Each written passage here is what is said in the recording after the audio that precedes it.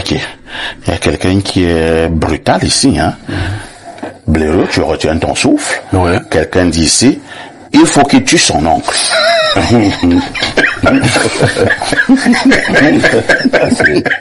Ça c'est un numéro qu'on a signalé à la Non. signaler ce numéro à la Les journalistes ne font pas ça. Nous avons la lourde mission de protéger nos sources. Les Douala disent Ngiya Mulema Ebu Kibwanga. La force du cœur dépasse la magie. C'est-à-dire que c'est le cœur qui nous donne les vraies informations. Je lui ai raconté brièvement mon histoire à celui-là. J'ai des oncles qui me combattent farouchement. J'ai travaillé à rendre leur vie difficile. Et nous allons repasser le microphone à Pierre Blériot-Niamek, comme d'habitude, pour nous délivrer la dénonciation de ce lundi. Parfait, ici, la dénonciation de ce lundi est directement accolée à la citation du jour.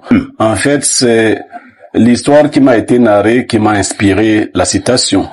Le jeune monsieur, il n'est plus jeune homme. Le jeune monsieur qui est venu me voir est un cadre de notre administration. Il est enfant unique à ses parents et il a eu le malheur de les perdre assez tôt. Il a perdu dans un accident de circulation ses deux parents. Oh là là. Très jeune. Et il lui restait son oncle, petit frère à son papa, qui devait s'occuper de lui. Le petit frère à son papa l'a laissé au village. Allait le laisser au village, auprès de sa grand-mère. Estimant qu'il ne pouvait pas s'ajouter une charge de plus. Lui, il est rentré en ville avec ses enfants, il en avait 4. La grand-mère, qui est en fait la mère de leurs deux papas, du papa du garçon et de son oncle, Tout à fait. a plusieurs fois demandé à son fils de récupérer le fils de son frère, dont son neveu. Il n'a pas voulu. Mais plus encore, quand il arrivait au village, c'était pour faire des remontrances au jeune homme, pour lui interdire ci ou ça. Leur grand-père avait une cacaoyère. Le garçon a commencé à s'en occuper, il a continué d'aller à l'école, les petites écoles du village, CS de ceci, cela. Il n'a pas voulu qu'on cite le village, hein. Il a fait ses études, il n'a reçu le soutien d'aucune personne, surtout pas de son oncle. Après avoir obtenu le BPC, il a dû se déplacer pour une ville qui présentait beaucoup plus de commodités. Là-bas, il a continué dans la débrouillardise, et il a obtenu son baccalauréat. Il a fait un concours d'une grande école, il a été reçu. Ça, je dis en passant que nous avons donc la preuve que dans de très grandes écoles, il y a quelques candidats qui sont reçus par le mérite, parce que lui n'avait ni devant ni derrière. Petitement, parce qu'il avait eu son bac, petitement après la sortie de l'école, il a continué à faire des cours à l'université. Aujourd'hui, il a un master 2. Il a été reclassé et il est un grand cadre. Seulement, son oncle, aucun des enfants de son oncle ne travaille. Et son oncle est allé le rencontrer pour qu'il aide ses cousins. Et voilà. Vous comprenez l'origine de la citation, de la sagesse du jour. Ne plantez guère d'épines sur le chemin d'un autre. Vous pouvez revenir à lui un jour pieds nus. Son oncle est donc revenu pieds nus, pleurant. Il lui a confié 2 dossiers. Les 4 n'ont pas d'emploi. 2 présentent de bons profils. Et il est venu me voir pour qu'on en parle parce qu'il dit qu'il m'écoute souvent. Et dans les commentaires, je dirai ce que je lui ai dit, mais je vous expose d'abord la situation. Très bien. Bernard Owona, c'est la situation d'un enfant qui a été torturé par son oncle après le décès de ses 2 parents dans un accident de la circulation. Avec la chance divine et sa volonté ferme, il est devenu, pour parler comme au village, quelqu'un dans la République. Et l'oncle qui l'a torturé au profit de ses propres enfants revient vers lui aujourd'hui pour qu'il puisse aider ses 2 cousins. Je vous passe la parole. Je dois d'abord tirer un coup de chapeau à ce monsieur. Il est exceptionnel. il est plein de générosité, il est plein de bonté. Parce que si ça avait été moi, j'allais frapper tous ces gens-là sans leur donner le moindre appui. Ce monsieur est un méchant. Il est dangereux parce que tu ne peux pas faire ça au fils de ton propre frère. À peine décédé, tu le prends, tu vas le jeter au village. En pâture. Oui, chez la grand-mère. Qu'est-ce qu'il pensait que cet enfant... Non, qu'un serpent le morde même là-bas au village et qu'il meurt. Il prend ses 4 enfants, il les amène à Yaoundé. Ils sont bien encadrés, ils ont 3 repas par jour. Voilà. Le pauvre orphelin est là, chez la grand-mère, dans des conditions pas souvent faciles. Il s'en sort quand même. Il réussit à fréquenter, à obtenir ses diplômes. Et le voilà intégré quelque part. Il devient aujourd'hui un gros cadre quelque part. Et c'est lui qui est aujourd'hui sollicité par les méchants d'hier pour qu'il leur rende service. Mais le monde, je sais pas comment je peux décrire cette situation. Je crois que l'essentiel, c'est ce que j'ai dit au début. Moi, je tire un coup de chapeau à ce monsieur, parce que si ça avait été quelqu'un d'autre... Il n'a pas encore fait, hein. Il a attendu mon conseil. Il n'a encore rien fait. Il n'a pas encore... Non, moi, je dirais que qu'il fasse ce que le cœur lui dirait de faire. Parce que, en fait, il peut aider ses cousins, sans tenir compte de la méchanceté de leur père. Il peut aider ses cousins. Et ce qu'il fera là, peut-être, c'est ses parents qui sont de l'autre côté qui peuvent lui dire que non, fiston, pose des actes positifs, aide ses cousins-là, ne tiens pas compte de la méchanceté de leur père. C'est comme ça qu'il était né, c'était son caractère comme ça. Donc moi, je pense que s'il n'a pas encore aidé ses cousins, qu'il le fasse en tenant compte, de ses parents qui sont décédés.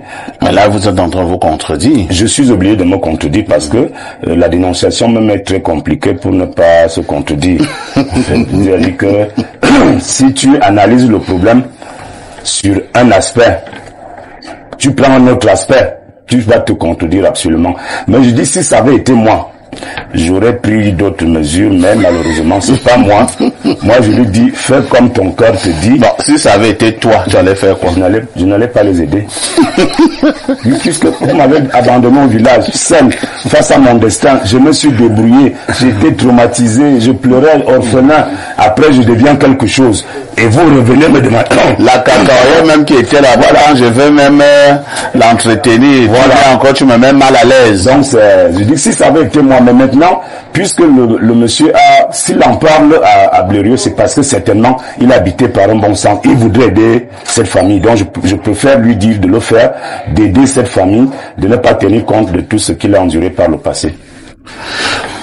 Pierre Blériot, mais je pense que la problématique de ce matin, moi, je suis en train de la circonscrire, hein. Doit-on aider les méchants? Bon, votre questionnement est ambigu. Et vous avez vu la difficulté dans laquelle vous avez plongé les autres. Paul Yombo, dans sa chute, a dit qu'il écoute son cœur. Je suis très inspiré en sagesse Douala ce matin. Les Douala disent Ngiya Moulema Ebu Kibwanga. La force du cœur dépasse la magie. C'est-à-dire que c'est le cœur qui nous donne les vraies informations. Je lui ai raconté brièvement mon histoire à celui-là. J'ai des oncles qui me combattent farouchement. J'ai travaillé à rendre leur vie difficile. Ils me combattent. Je le dis, à rendre leur vie difficile parce qu'en fait, ils sont en guerre. Et vous ne pouvez pas laisser ceux qui vous combattent prospérer. Sinon, ils auront plus d'arguments. Parce que ils me portaient plainte chaque semaine, ils tapaient sur mes frères au village et tout le reste. Bon, si on te dit qu'on veut recruter celui-là quelque part, c'est pas toi qui va faciliter ça, parce que ne te dis pas que quand il sera là-bas, il va changer, il deviendra plus doux. Non, en fait, il aura plus d'énergie. Le cœur d'argent, n'est-ce pas, pour te mater. Donc, il peut arriver que ton cœur te dise, dans le cas d'espèce, est-ce que ce sont ses cousins qui lui ont fait du mal? Non. Je dis non. C'est leur père.